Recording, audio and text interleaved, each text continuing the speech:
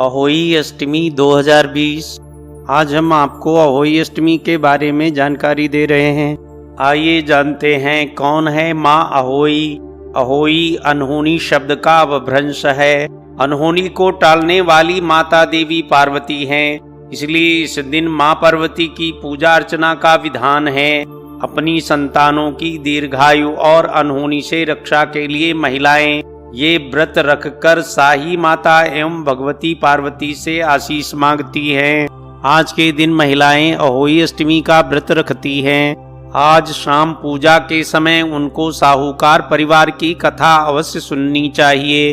माता आज अपने पुत्र के सुखी निरोग और दीर्घायु जीवन के लिए निर्जला व्रत रहती हैं। शाम को अहोई अष्टमी की कथा सुनने के बाद तारों को जल अर्पित कर व्रत को पूर्ण करती हैं। अहोई अष्टमी व्रत कथा। काफी वर्ष पहले एक साहूकार था जिसके 7 बेटे 7 बहुएं और 1 बेटी थी। दिवाली उत्सव की तैयारी के लिए घर में लिपाई के लिए वह अपनी भाभियों के साथ जंगल गई। वहां उसे अच्छी मिट्टी मिलने की उम्मीद थी। जमीन से मिट्टी खोदते समय उसकी खुरपी से एक स्याहू के बच्चे को चोट लगी, जिससे वह मर गया। अपने बच्चे की मौत से आहत स्याह माता ने साहूकार की बेटी की कोख बांधने का श्राप दे दिया।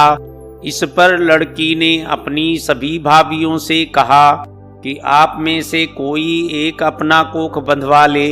ननद को मुसीबत में देखकर सबसे छोटी भाभी अपना कोख बंधवाने के लिए तैयार हो गई। श्राप के दुष्प्रभाव के कारण जब भी छोटी भाभी बच्चे को जन्म देती तो उसकी 7 दिन बाद मृत्यु हो जाती थी।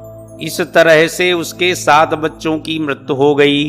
उसने एक पंडित से इस समस्या का समाधान पूछा तो उसने बताया कि वह सुरही गाय की सेवा करे। वह सुरही गाय की तन मन से सेवा करती है। उसकी सेवा से प्रसन्न गौ माता उसे स्याह माता के पास ले गई।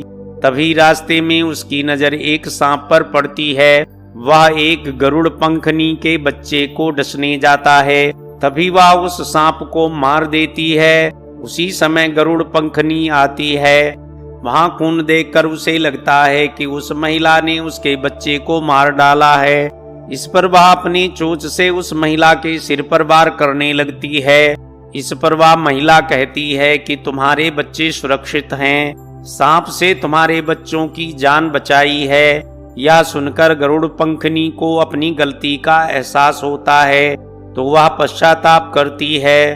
फिर छोटी बहू की बातों को सुनकर उसे स्याहू माता के पास ले जाती है। छोटी बहू की सेवा से प्रभावित होकर स्याहू माता ने उसे 7 संतानों की मां होने का आशीर्वाद देती है। इसके पश्चात छोटी बहू के परिवार में 7 बेटे और 7 बहुएं हो जाती हैं।